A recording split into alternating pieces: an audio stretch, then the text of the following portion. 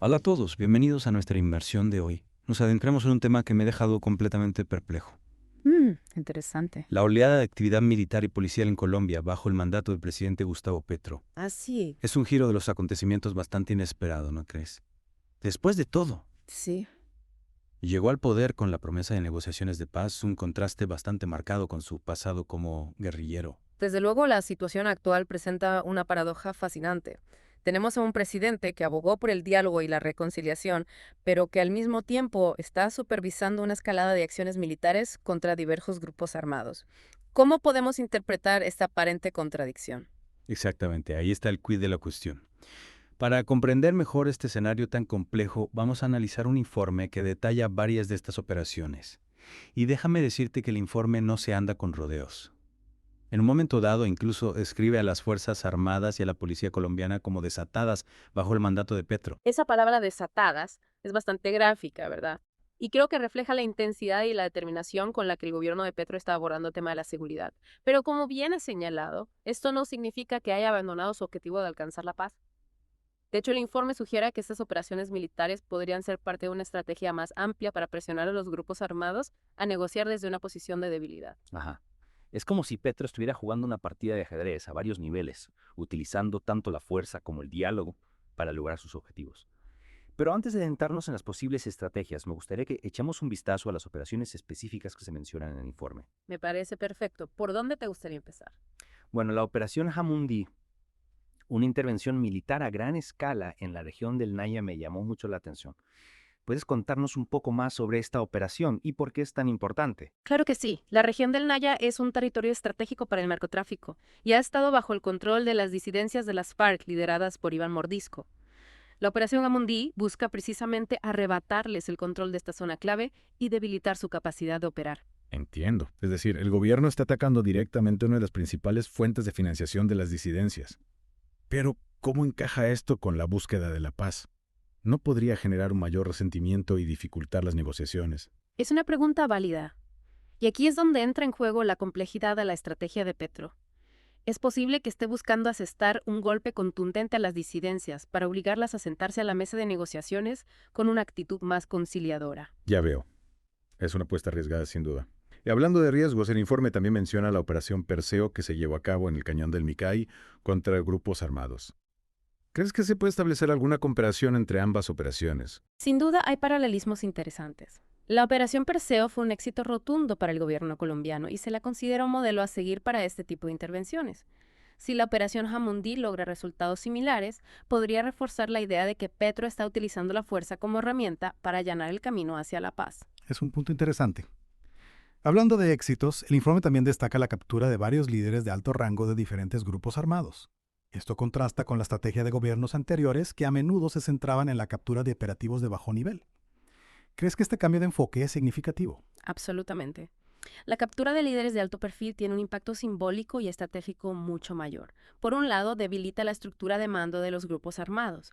Por otro lado, envía un mensaje contundente de que el gobierno está dispuesto a ir tras las cabecillas, no solo tras los peones. Y uno de los ejemplos más notables es la captura de alias Jason Comino, el segundo al mando del Tren de Aragua, una banda criminal de origen venezolano que ha extendido sus tentáculos por toda la región. ¿Puedes hablarnos un poco más sobre este grupo y por qué su captura es tan importante? El Tren de Aragua es una organización criminal extremadamente violenta que se dedica al tráfico de drogas, la extorsión, el secuestro y el sicariato. Su expansión desde Venezuela hacia Colombia y otros países de la región ha generado una gran preocupación por su impacto en la seguridad y la estabilidad.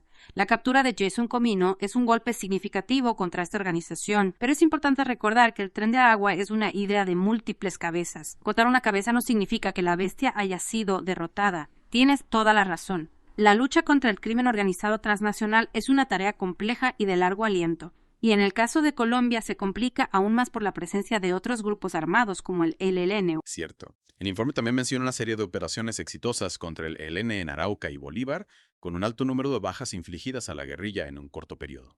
¿Podrías darnos un poco más de contexto sobre el ELN y su papel en el conflicto colombiano? Por supuesto, el Ejército de Liberación Nacional o ELN es la última guerrilla activa de gran tamaño en Colombia. Se fundó en la década de 1960, inspirado en la Revolución Cubana, y ha estado luchando contra el Estado colombiano durante décadas.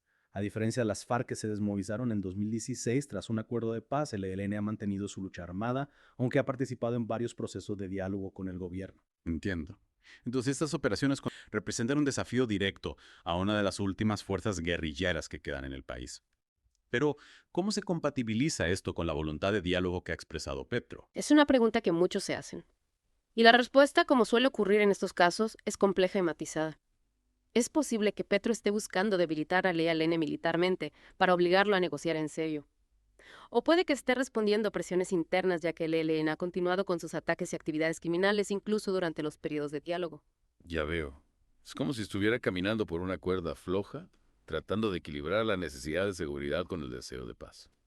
Y hablando de paz, el informe también menciona que el gobierno de Petro está en conversaciones con la Segunda Marquetalia, otra disidencia de las FARC.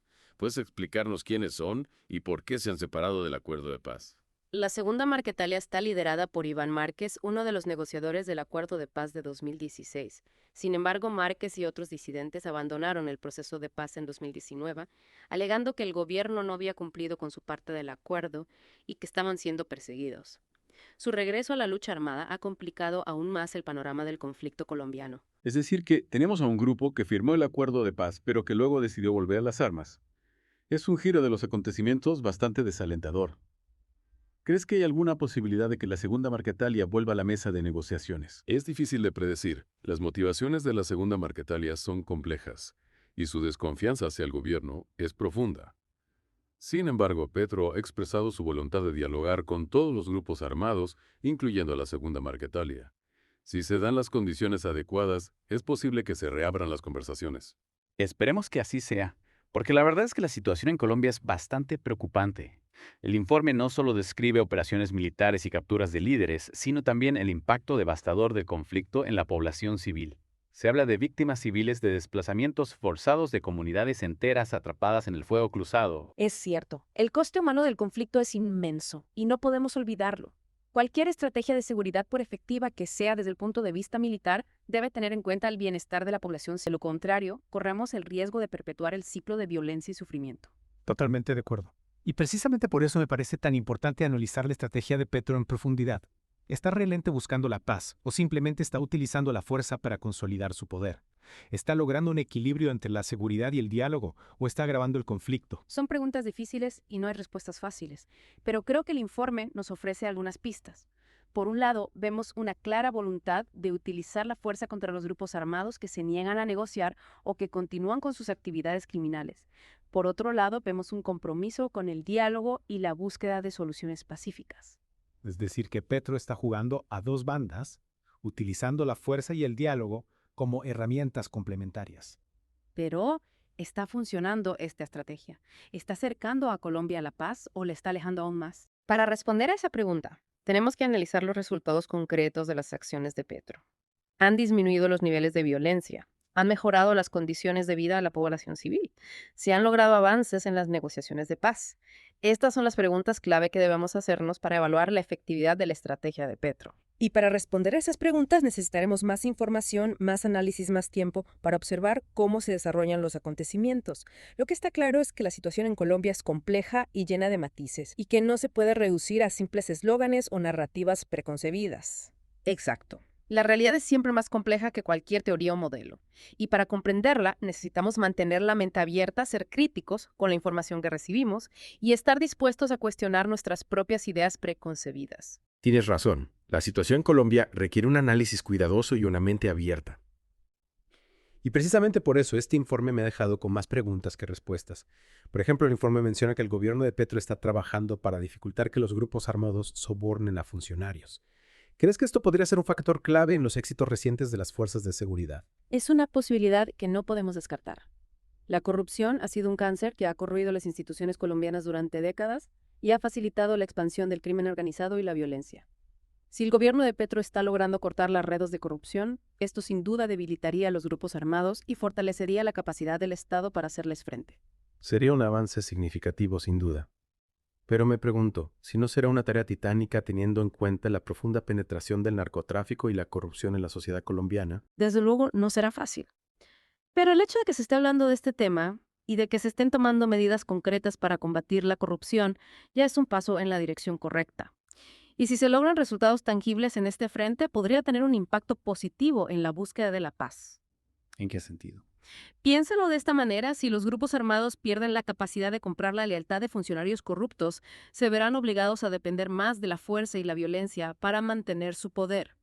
Esto a su vez generaría un mayor rechazo por parte de la población civil, lo que podría debilitar su base social y su capacidad de operar. Ya veo. Es como si la lucha contra la corrupción fuera una pieza clave del rompecabezas que podría tener un efecto dominó sobre el resto del conflicto. Exactamente.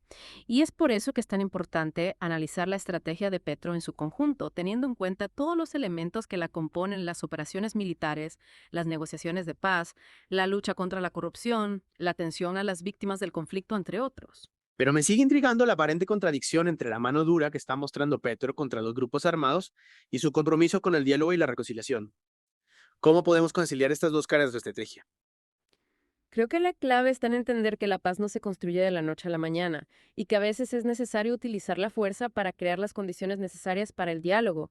Es como si Petro estuviera preparando el terreno para la paz, utilizando la fuerza para debilitar a los grupos armados que se resisten a negociar al mismo tiempo que tiende puentes hacia aquellos que están dispuestos a sentarse a la mesa. Es una metáfora interesante. Es como si estuviera utilizando la fuerza para construir la paz, paradójico como suena. Precisamente, y es esa paradoja la que hace que la situación en Colombia sea tan fascinante y tan difícil de analizar. Estamos ante un proceso en constante evolución, con avances y retrocesos, con luces y sombras. Solo el tiempo dirá si la estrategia de Petro logra alcanzar su objetivo final, una paz duradera y justa para todos los colombianos. Y mientras tanto nosotros seguiremos observando con atención, analizando los acontecimientos, tratando de comprender las complejidades de este conflicto que parece no tener fin. Así es, porque al final de eso se trata este deep dive, de sumergirnos en las profundidades de la realidad, de explorar sus múltiples facetas, de intentar comprender lo que a veces parece incomprensible. Y de aprender, por supuesto. De cada informe, de cada análisis, de cada conversación, podemos extraer valiosas lecciones que nos ayudan a entender mejor no solo el conflicto colombiano, sino también la naturaleza humana, la complejidad del poder y los desafíos que enfrentamos como sociedad. Y con esa reflexión, queridos oyentes, damos por concluida nuestra inmersión de hoy. Esperamos que les haya resultado tan estimulante como nosotros. Hasta la próxima.